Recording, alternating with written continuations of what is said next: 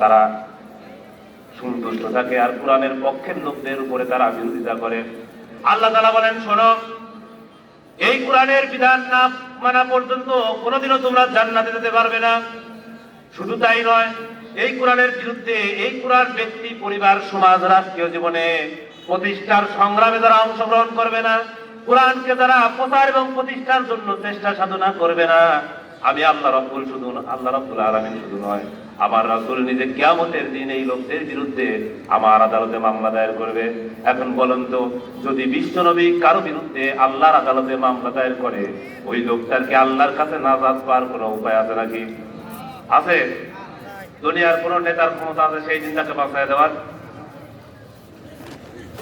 যারা দুনিয়ার জীবনে কোরআন পড়ে নাই, বোঝে নাই, কোরআনের সমাজ রাষ্ট্র গঠনের জন্য কাজ করে নাই, কোরআনকে সংসদে পৌঁছানোর জন্য তার ভূমিকা নাই, কোনদিন চিন্তাও করে নাই, আল্লাহ তাআলা বলেন এদের বিরুদ্ধে রাসূল দাঁড়ায় যাবেন কিয়ামতের দিন। কোন দিন?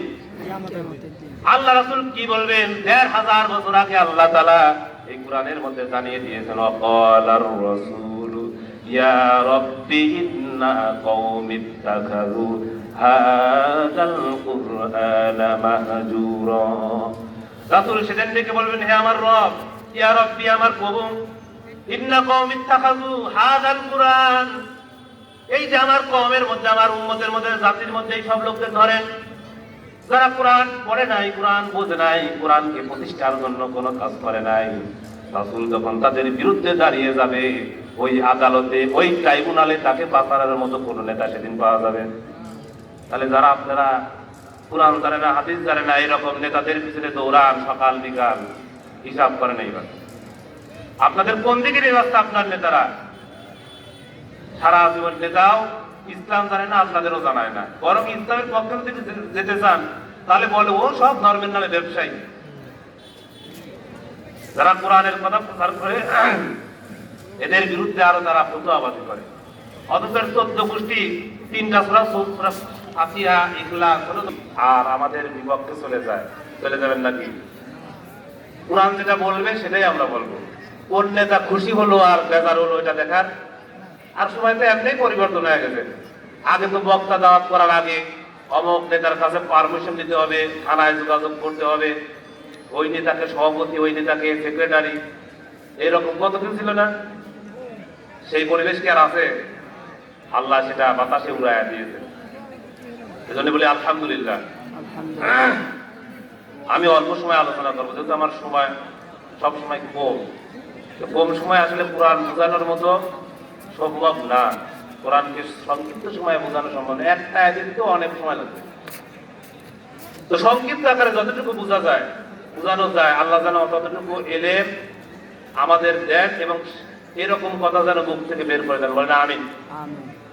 আমি যে সূরা থেকে তেলাওয়াত করছি এর নাম হচ্ছে সূরা কাসাস। নাম কি? সূরা কাসাস।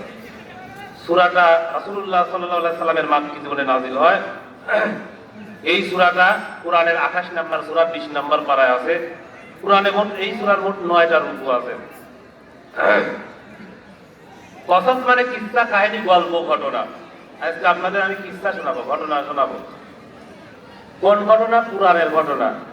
কোরআনের ঘটনার কিসসার চাইতে উত্তম ঘটনা হতে পারে? আল্লাহ তাআলা নিজেই বলেন, নাহনু নাকুসসু আলাইকা হাসানাল কসাসি বিমা আওহাইনা ইলাইকা হাযাল কুরআন।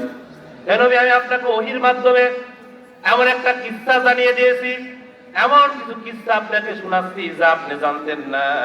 ওয়া ইন কুনতা মিন ক্বাবলিহি লামিনাল গাফিলিন। পৃথিবীতে আপনি আসার আগে এই ঘটনাগুলো ঘটে গেছে। আপনি আসার আগে যে সমস্ত ঘটনা ঘটছে আপনি জানতেন না, ওই জায়গায় উপস্থিত ছিলেন না। আমি আল্লাহ ওহী করে আপনাকে জানিয়ে দিয়েছি। কি জানাচ্ছি শোনেন। আহসানাল কসাস, উত্তম কিসসা। আল্লাহ তাআলা বলেন, আমি তোমাদের কাছে কিসসা কাহিনী শোনাবো, তোমরা শোনো। এবার বলেন তো, দুনিয়ার মানুষ অনেক কিসসা কাহিনী শোনায়, যার মধ্যে মিথ্যা থাকে, বানোয়াট কথা থাকে, সত্য মিথ্যার সংমিশ্রণ থাকে। কিন্তু আল্লাহ যে কথা আমাদের শোনাবেন তার মধ্যে কোনো মিথ্যা আছে? আর মিথ্যা যদি নাই থাকে, যদি এমন কিছু কথা এসে যায় যা আমাদের বিরুদ্ধে, তখন মানতে পারবেন তো? ইনশাআল্লাহ।